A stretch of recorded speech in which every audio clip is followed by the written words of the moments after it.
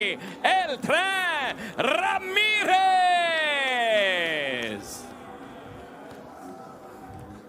Introducing out of the red corner, he weighed in at 127 pounds, wearing black trunks with silver trim.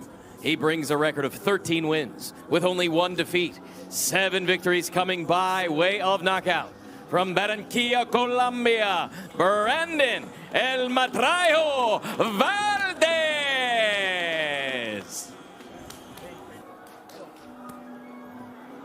All right, this fight scheduled for 8 rounds. It was going to go either 6 or 8, but they're in the southpaw stance with the silver and blue trunks. Valdes in the black and silver trunks in the orthodox stance. And for those people, man, you haven't had a chance to see much of Valdes, what can we expect from him? What's kind of his style as a pro? Well, Valdes can box. He can definitely box. You know, here he's got to definitely pressure Robeisy in that ring. He's got to make it his fight. Good right hand to the body for Valdes. He also shot a nice right uppercut earlier, fighting well at that mid distance. Robeisy waiting for Valdes to make a mistake and to be able to come back and counter. Like I said, that's more what he is. He's a boxer, counter puncher.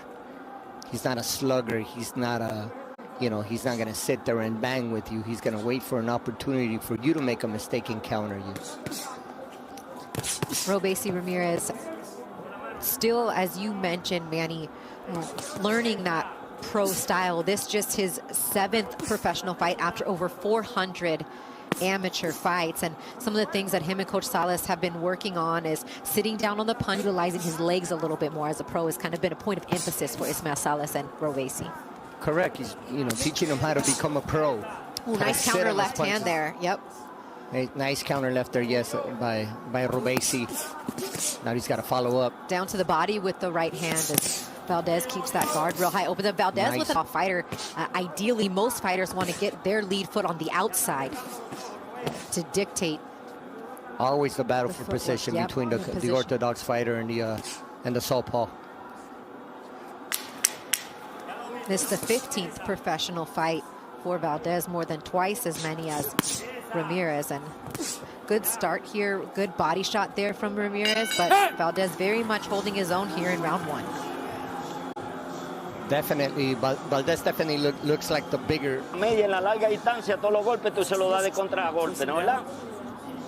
There's a nice uppercut that came early from the right hand of Valdes, and some of that body work going downstairs and then finishing back upstairs with that right hand and then a left. Robeisy blocks this one and then comes back with the counter left hand there, and that's that counter punching ability that can almost catch and shoot, if you will, that he's become accustomed to showing as a professional. Correct, and that's what he's been waiting for. That's what he was waiting for in this first round, and he's going to continue to do so because that's his style. To counter the counter, you start and you finish.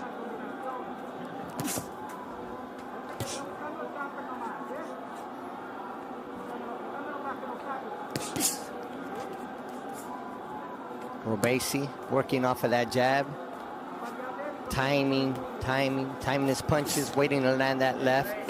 But on the other hand, good counter shot there from Ramirez, but has done some solid work here to the body, has Valdes.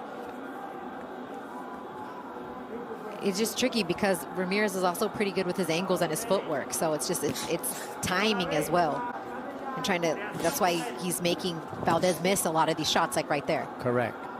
No, like I said, he's a smart fighter. He's definitely a slick fighter. Got good ring generalship.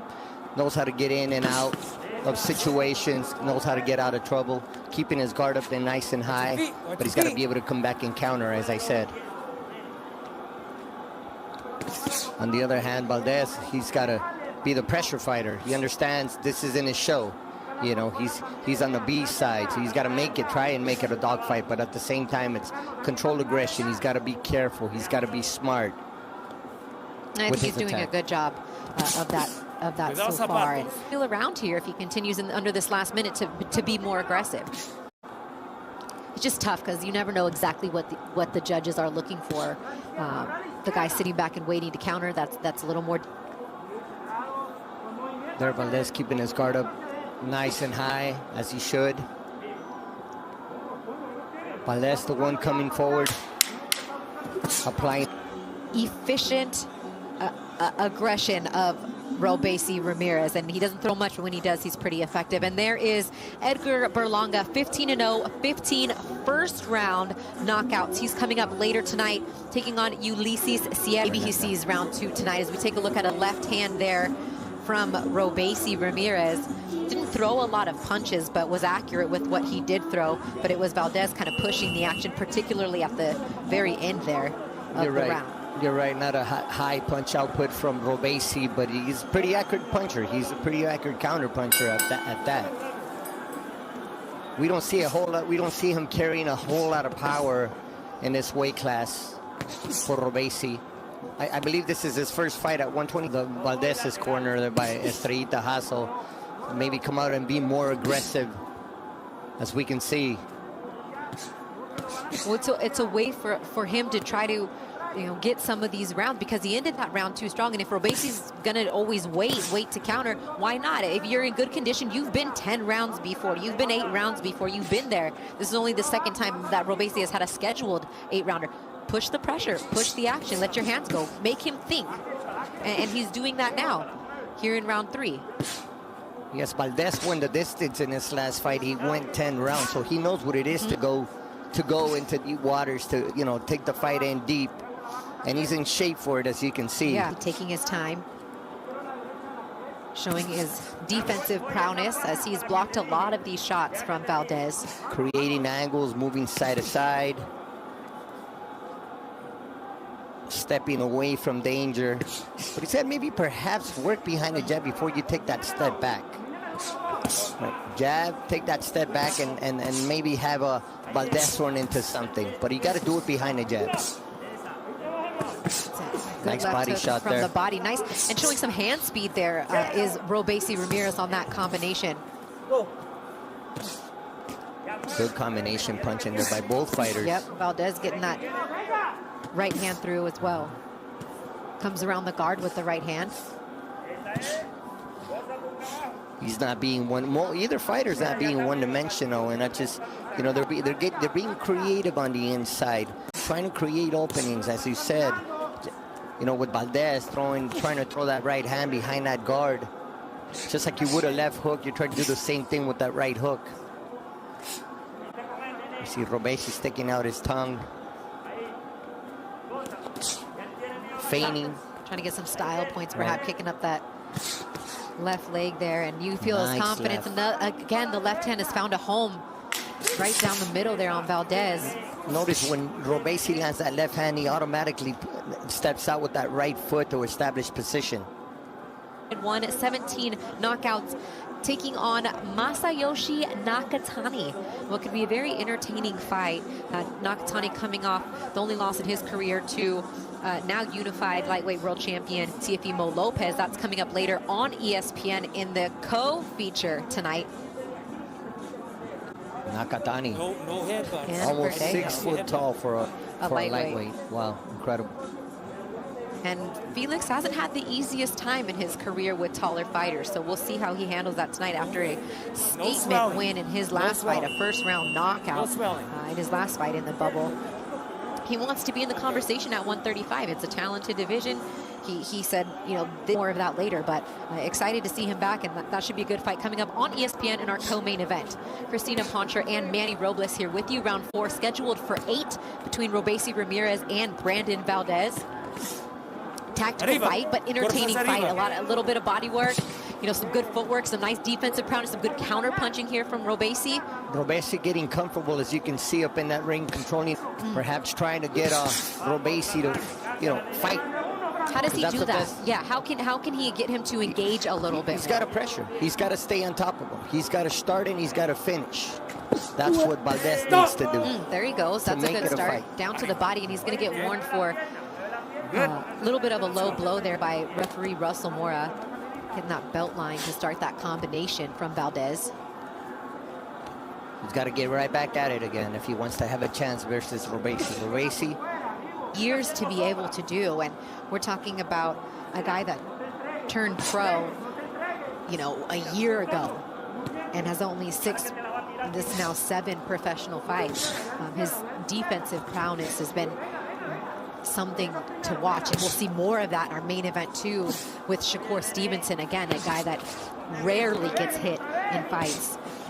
I know it's not everybody's style to watch a slick defensive guy that's not always the most. 400 amateur fights, a 2-time Olympic gold medalist, and he's, you know, it's something, it doesn't happen overnight. You know, I mean, this type of skills you develop with time, and as you can see, he's very poised, taking his time, picking his shots, waiting to counter, waiting for the right, not wasting punches, waiting for the right opportunity to let go on his attack. Now stepping forward, now making Valdes retreat. Valdes blocking some of these shots though too, with that high, tight guard. But Robeisy just cruising right now, seems to be Valdes is very not calm. I'm sorry, Valdes is not doing a bad job. Not doing a bad job at all. He's actually, you know, giving up a pretty good fight. But, you know, let's be honest, Robeisy's one step ahead. He's definitely one step ahead of Valdes. So look in the locker room at the other half of our co-main event tonight, Teofimo Lopez, in a fight where a lot of people had some questions about Teofimo Lopez after that performance. There was a lot going on with him outside of the ring prior to that fight, but nonetheless, it made some boxing experts question, you know, his abilities and what they could see, and kudos to Nakatani for everything he did. It's not only because of what Teofimo was going through. It was also the abilities of Nakatani and what he brought. Nonetheless, a loss in that fight, looking to get back in the win column tonight against Felix Verdejo. That's coming up later tonight on ESPN in our co-main event. Here we go, Robeisy stepping and turning. But he's got to release his combinations before you make that move, before you step and turn. And I'm sure he will ask you, maybe on Monday, if he shows back up to the gym. I'm sure he will. It's a battle of position. It's always a battle of position between the southpaw and the orthodox fighter. It's the way they create space. Particularly Robeisy, creating space, generating space, enough space to land and not to come back and counter you. And it's got to be frustrating for Valdes, trying to be the aggressor, throwing more punches, but it's almost wasted energy, if you will, when every time you try to throw, Ramirez is somewhere else. They're not landing. That's got to be frustrating mentally for a fighter like Valdes, and we saw the punch output decrease in this last round, possibly. And think that you're going to land one punch, and you throw that right hand, before you throw it, he's going to slip over to his left and counter you with this left. You know, so you definitely got to be aggressive. That was a good counter shot, right hand, then left by Valdes, and then an uppercut comes right back to this weight class. You think you should go back down to 122? That's something that they should consider and think about, because I just don't see him carrying a whole lot of power in it at the 100 and 126 pound weight class. And the opposition's only going to get harder as you go. So, you know. Well, yeah, and he's a 26-year-old with, as we mentioned multiple times, over 400 amateur fights. So only 6 as a pro, but he's more on the fast track. Not saying with who he's fought thus far, but in terms of the next year or two, we're not talking about a guy that's going to wait till 20.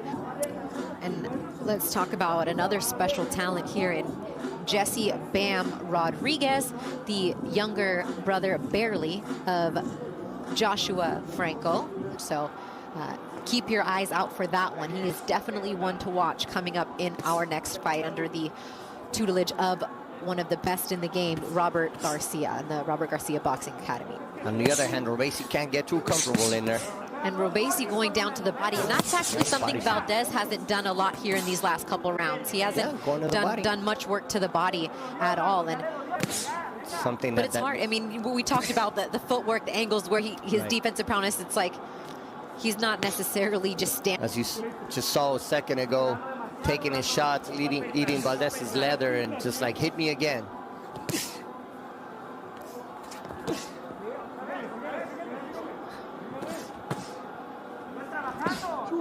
Right hand. Because he's been warned for it before, that warranted the point deduction, but doesn't seem to have much of effect. No, not at all. Not at all. I don't think it was intentional at all. Me neither. It's just one of them situations where, like, hey, you got caught once. We warned you for it. You did it again. You do it again, and it's going to cost you a point. Unfortunately. Can you get that stoppage? And he gets it. That's just as a knockout as a professional. His 7th fight now, and you know that turned quick. Yeah, yes, it did. I was surprised. Hurt. Yep. He had his man hurt. Notice he had Point had hurt Valdes. We had never seen him really in any bit of trouble. So how hurt was he? Right. That the only Valdes really knows, but I would have gave him a little bit more time there. But that's just me, and that's why I'm on a headset and not in the ring as the 3rd man. But Russell Mora made that decision, and now, ladies and gentlemen, here inside MGM Grand, referee Russell Mora calls a stop to this bout at 2 minutes 49 seconds of round number 6, declaring your winner by technical knockout, Robeisy El Tre Ramirez. Robeisy Ramirez, 5 fights, 5